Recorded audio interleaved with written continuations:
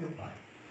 Só haverá 2 festas nos céus à luz das Escrituras, pelo menos o que as Escrituras nos revelam. Pode ter outras, e sem dúvida. Mas uma delas é as bodas do Cordeiro, a festa do encontro da noiva com o noivo. Aleluia. Aleluia. Será uma grande festa. Festa jamais inesquecível. Mas também haverá outra festa. A outra festa será a grande ceia do Senhor. A ceia que o Senhor celebrará com os salvos na glória. Mas escute, eu quero, antes de entrar precisamente no texto que nós lemos, eu quero fazer algumas observações, algumas crendices em relação à Santa Ceia. Por quê, pastor? Porque todos nós sabemos que a ceia é uma ordenança do Senhor Jesus. Mas, ultimamente temos observado que nós, de vez em quando, tiramos algumas coisas do lugar. Tudo no culto tem o seu devido lugar. Diga, tudo no culto tem o seu devido lugar. E a Santa Ceia do Senhor também tem o seu lugar nessa liturgia de culto. Todos nós sabemos que a Santa Ceia ela é uma instituição estabelecida pelo Senhor Jesus. E o objetivo dela ser instituída não é para nem mais e menos, a não ser para lembrar da morte e do sacrifício de Jesus. Jesus não estabeleceu a ceia para nos lembrarmos de suas mensagens. Não estou dizendo que é para esquecer do que ele falou. Jesus não estabeleceu a Santa Ceia para nós lembrarmos dos seus milagres. Não estou dizendo que não é para nos lembrarmos dos seus milagres, porque ele ainda continua operando. Amém? Porém, escute, ele nos faz lembrar de forma literal, porque o que está acontecendo aqui hoje, aleluia, é algo literal. Nós não vamos beber do sangue literal, não é isso. Também não vamos comer da carne literalmente falando, porque não somos canibais. Porém, é um símbolo expressivo da morte do Senhor Jesus Cristo por mim e por você. E como símbolo estaremos memorizando, há mais de 2000 anos atrás, traremos a memória aqui hoje e agora a morte do Senhor Jesus. É algo tão forte que nenhum dos outros princípios elementares doutrinários da igreja é tão forte quanto a sua morte. E somente a sua morte ele fez questão, aleluia, de não deixar apenas na escrita, no papel. Em outras palavras, ele disse: eu faço questão de materializar o meu corpo no meu divórcio. E aqui está materializado de forma simbólica, mas está aqui o corpo do nosso Senhor Jesus Cristo.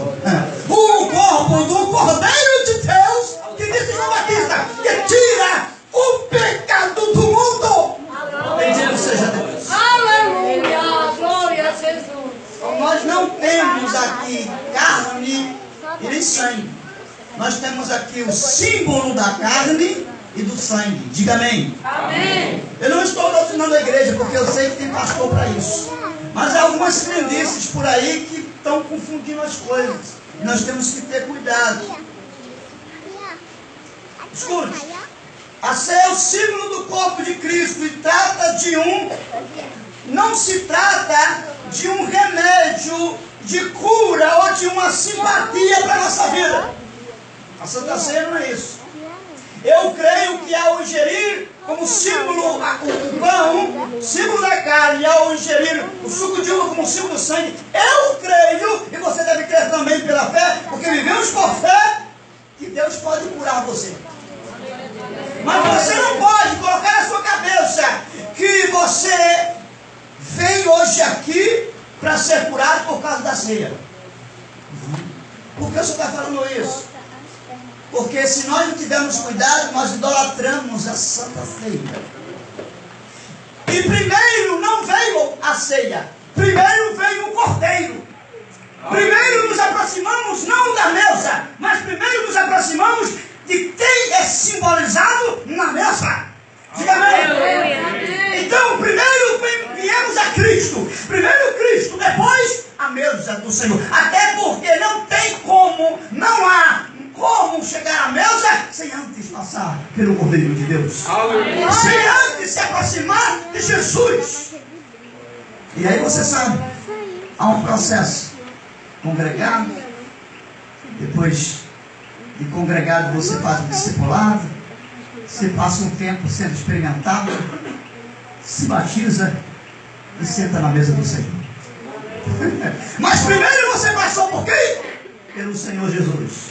Depois que você passou pelo Senhor Jesus, você chega na mesa do Senhor. Então temos que ter cuidado para não idolatrar a mesa do Senhor. Porque primeiro não é a mesa, primeiro é o Senhor da mesa. Diga, é o Senhor da mesa. Senhor da mesa. Depois a mesa do Senhor. Por favor, repita para não esquecer. Diga, primeiro a mesa, primeiro o Senhor da mesa. Primeiro o Senhor da mesa. Depois a mesa do Senhor. Depois a mesa do Senhor. Glória a Jesus. Eu presenciei a discussão de dois irmãos. Daqui a pouco eu tenho a mensagem, vou ser breve. A discussão de dois irmãos. Discutindo e ninguém chegou a lugar nenhum. Porque um dizia que para ceia tinha que ir de branco. O outro dizia, não tem nada a ver. E o outro tem mal, tem que ir de branco. Porque branco é pureza.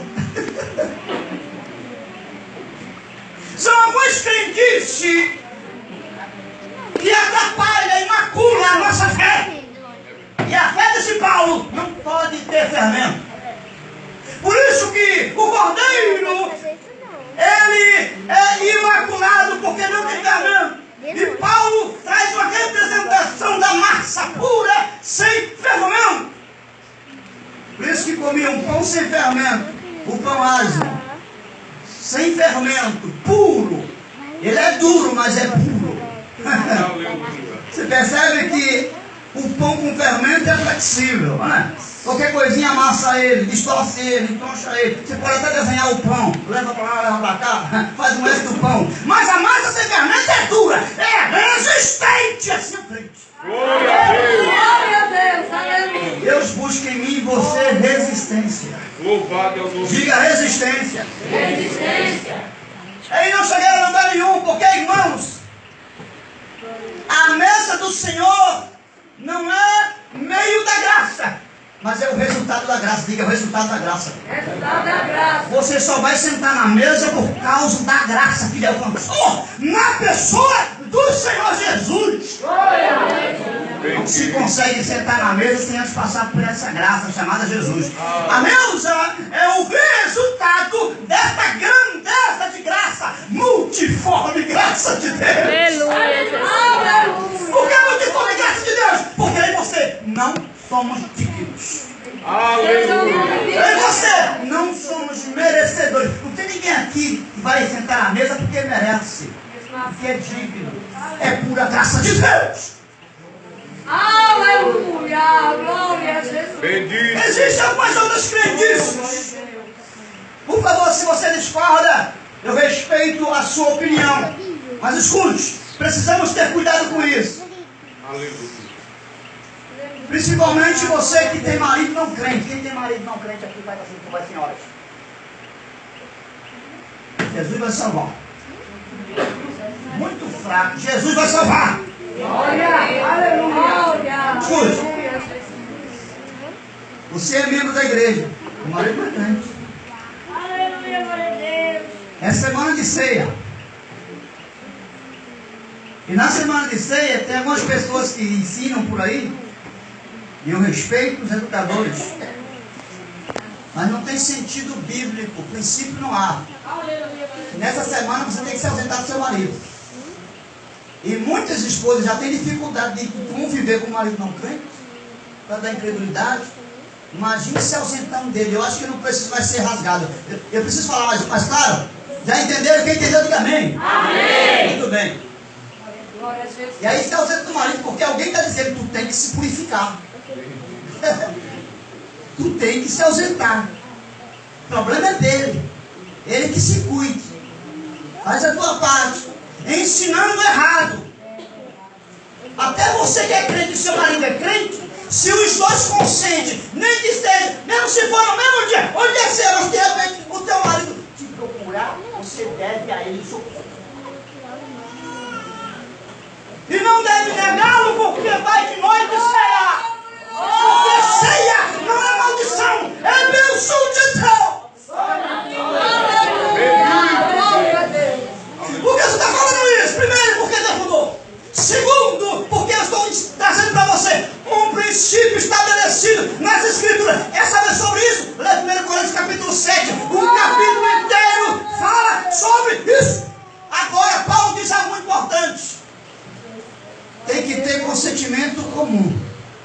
Amém? Amém. Se tem algum crente, um casal crente, o marido ou a esposa, um chegar para o outro e diz, filha, vamos nos consagrar essa semana, porque dia tal é ceia. E os dois dizem amém, está na bênção. Aleluia. Agora, se um dizer, não dá para mim não, minha filha. O outro lado tem que respeitar, porque é consentimento mútuo. Nenhum e nem outro tem o direito de negar-se a si mesmo, porque o corpo não pertence mais a você, mas o outro. Aleluia. Glória a Deus. Aleluia.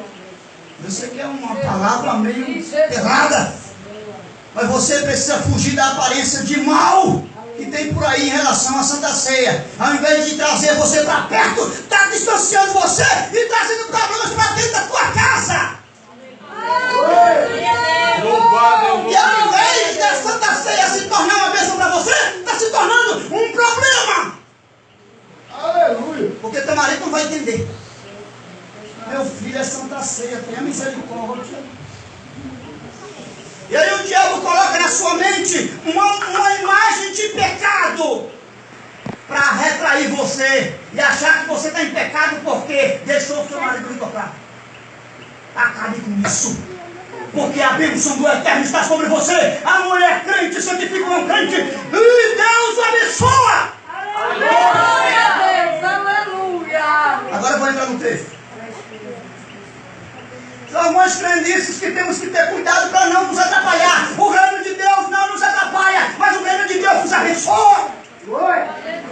Nada que Deus estabeleceu na sua casa é para tropeço nosso, mas para a bênção da igreja.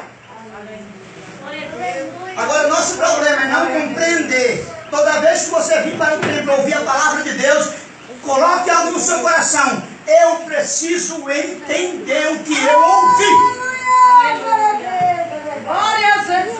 Eu poderia falar a mais, a língua mais bonita do mundo aqui, mas se você não entender um item, não serviu de nada. É verdade.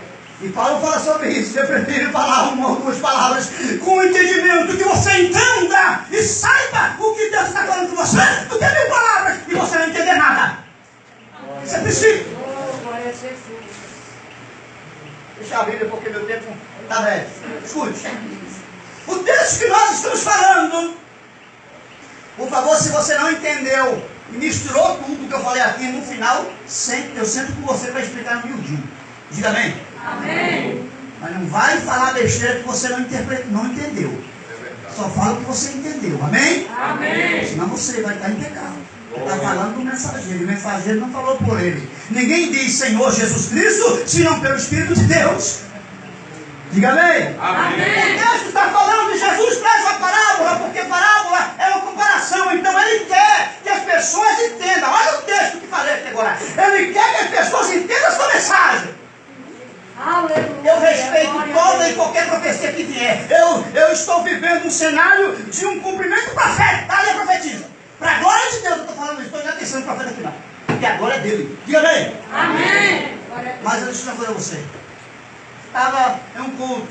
E um dia alguém se levantou profeticamente falando para o outro. E quando chegou na pessoa, falou muito em mistério, falou muitas línguas, muito lindo o linguajar, coisa do céu, coisa celestial, eu creio não, creio piamente. Porém, no final, o profeta disse, entendes tu o que eu disse? Eu particularmente respondi para mim, nenhum item. Glória a Deus. Paulo diz que se alguém fala em línguas e haja intérprete, É verdade. a igreja não engole tudo que ouve, tem que compreender para receber. Aleluia. Quando você come alguma coisa que você não tem discernimento daquilo que está comendo, você pode se amaldiçoar e morrer. Sim ou não? É verdade.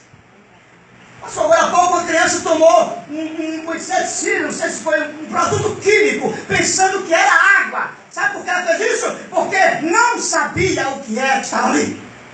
Simplesmente tinha a aparência de um líquido gostoso que é a água. E bebeu para saciar a sede. Tem muita gente vivendo esse cenário, simplesmente porque está sentindo carência de ouvir a voz de Deus, está comendo tudo que não presta. Aleluia.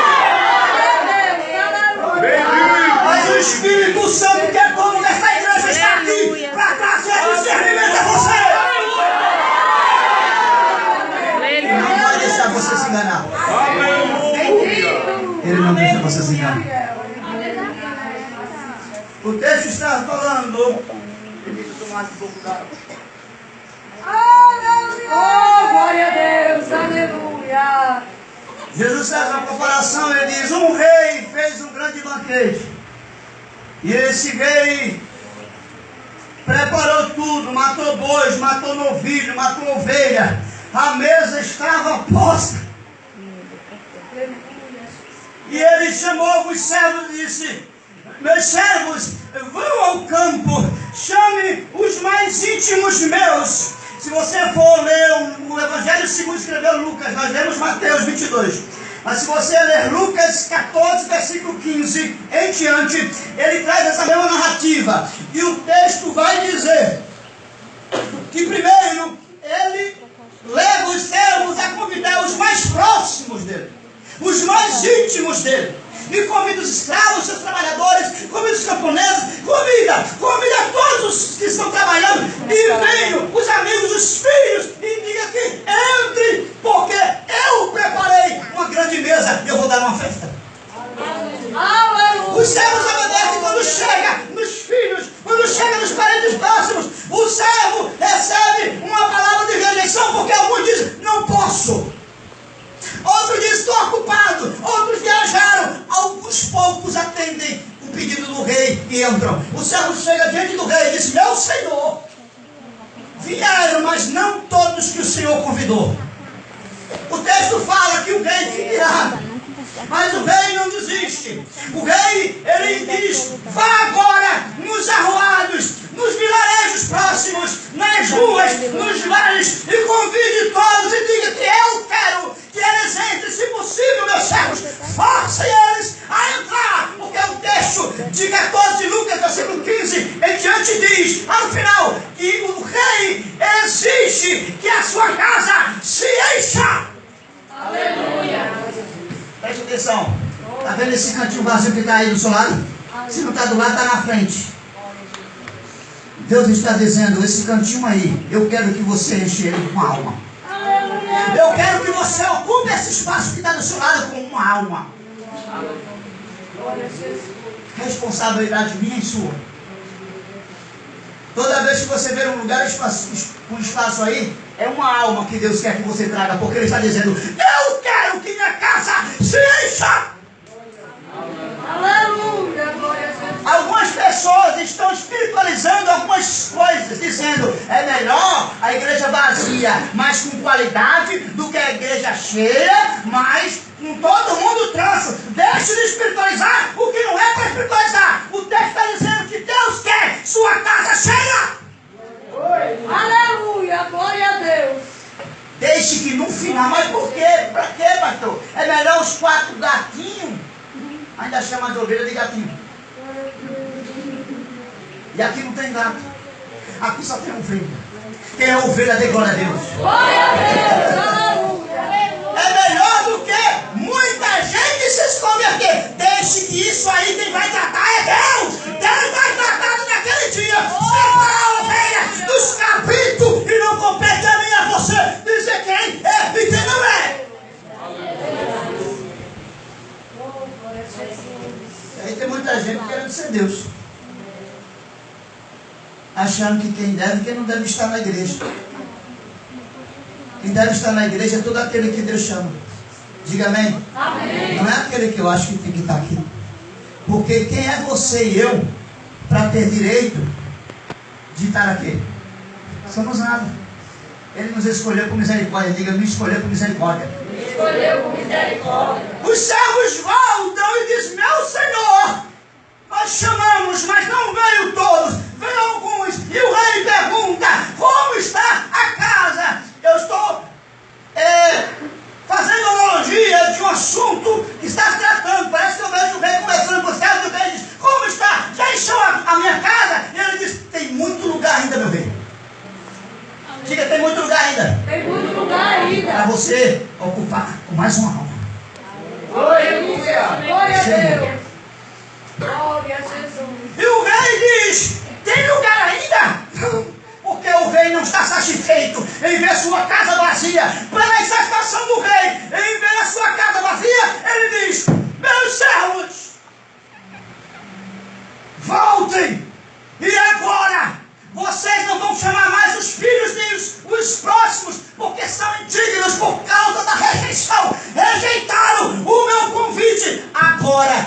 vocês vão lá nas casas de prostituição.